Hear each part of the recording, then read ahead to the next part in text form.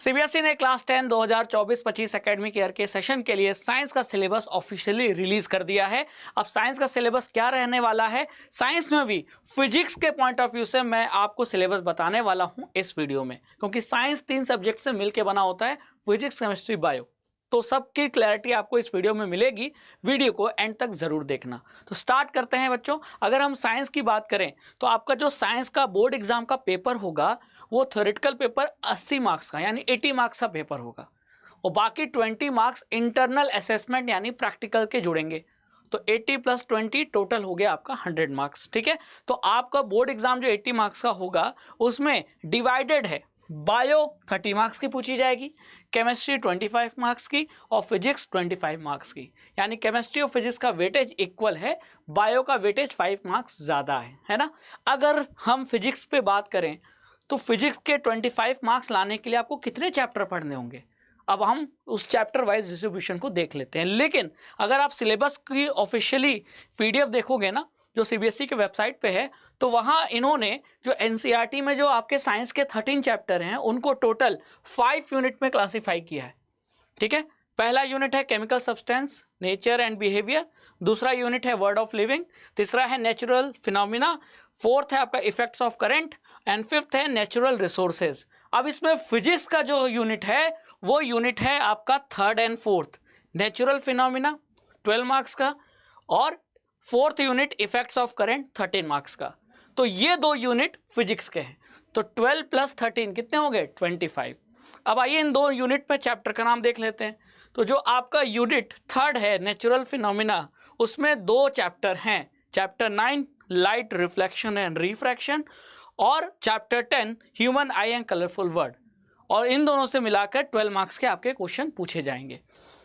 फिर अगला यूनिट 4 वो है आपका इफेक्ट्स ऑफ करंट, और इसमें भी आपके 2 चैप्टर हैं, चैप्टर 11 इलेक्ट्रिसिटी और chapter 12 magnetic effects of electric current.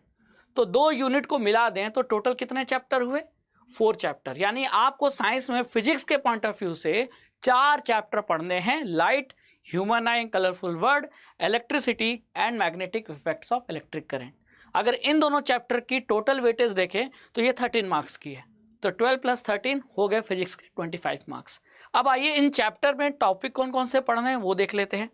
तो अगर हम लाइट चैप्टर की बात करें तो लाइट चैप्टर में पहले आपको रिफ्लेक्शन पढ़ना है बाय कर्व सरफेसेस, फिर इमेज का फॉर्मेशन बाय स्फेरिकल मिरर पढ़ना है, सेंटर ऑफ कर्वेचर क्या होता है, प्रिंसिपल एक्सिस क्या होता है, principal focus, focal length, mirror formula. लेकिन मिरर फॉर्मूला में डेरिवेशन नॉट रिक्वायर्ड, ये बहुत ज़रूरी चीज़ है कि यहाँ आपको डेरिवेशन नहीं पूछा जाएगा। तो यहाँ मैं आपको हाईलाइट करके बता देता हूँ, derivation not required. Clear? Mirror formula में फॉर्मूले का यूज करेंगे, न्यूमेरिकल सॉल्व करेंगे, लेकिन फॉर्मूला डेराइव नहीं करना आपको। ठीक है, फिर आपका मैग्निफिकेशन है, रिफ्रैक्शन आ जाता है, फिर लॉज ऑफ रिफ्रैक्शन है, रिफ्रैक्टिव इंडेक्स है, फिर refraction of light by spherical lens, image formation by spherical lenses, lens का फॉर्मूला, अगेन लेंस का फॉर्मूला का जो डेरिवेशन है वो हमको नहीं पूछा जाएगा।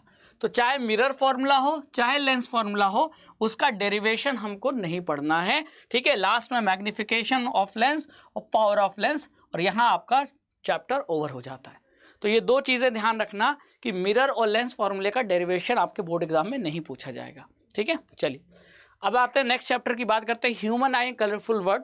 इसमें आपको functioning of lens in human आई पढ़ना है, डिफेक्ट्स ऑफ विजन पढ़ना है और उसका करेक्शन कैसे करें ये पढ़ना है। फिर application of spherical mirror and lenses, यानी स्फेरिकल मिरर और लेंसेज का हमारे डेली लाइफ में क्या एप्लीकेशन है वो पढ़ना है।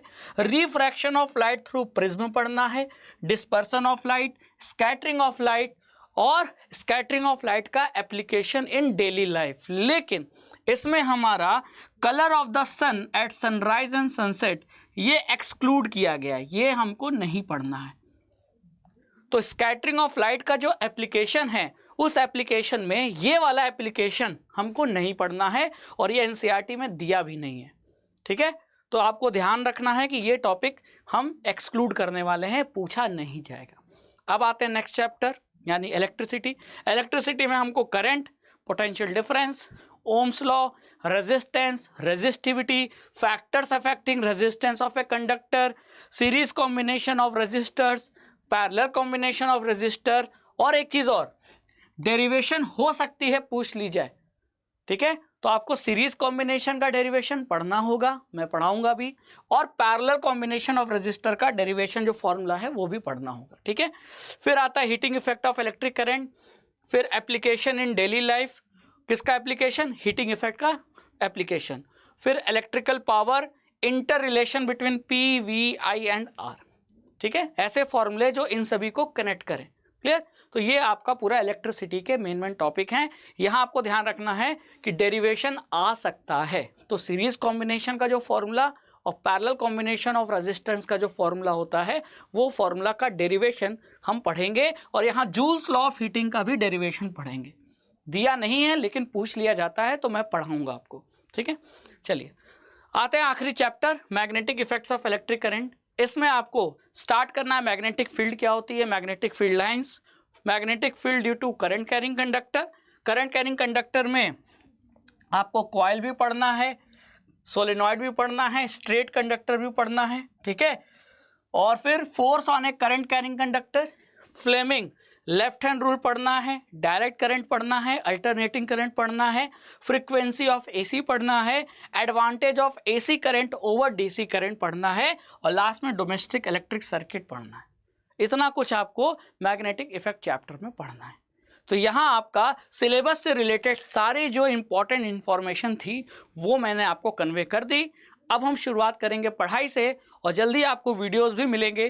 तो बच्चों अब समय ना वेस्ट करें, तैयारी शुरू करें, क्योंकि बोर्ड एग्जाम की पढ़ाई जब आप रूटीन वे में एक एफर्ट लगाएंगे डेली, तब जाकर आसानी से प्रिपरेशन होगी। वरना बच्चे लास्ट मोमेंट पे तैयारी करते हैं और फिर ये लगता है कि अगर थोड़ा और पढ़ लिया होता तो और अच्छे नंबर आता। तो इस बात का ध्यान रखिए, वीडियोस को ज़रूर देखिएगा, और वीडियो में अगर आपको कोई डाउट आता है तो कमेंट सेक्शन में अपने डाउट ज़रूर पूछिए, ठीक है। तो थैंक यू सो मच, मिलते हैं नेक्स्ट वीडियो में, टाटा बाय बाय।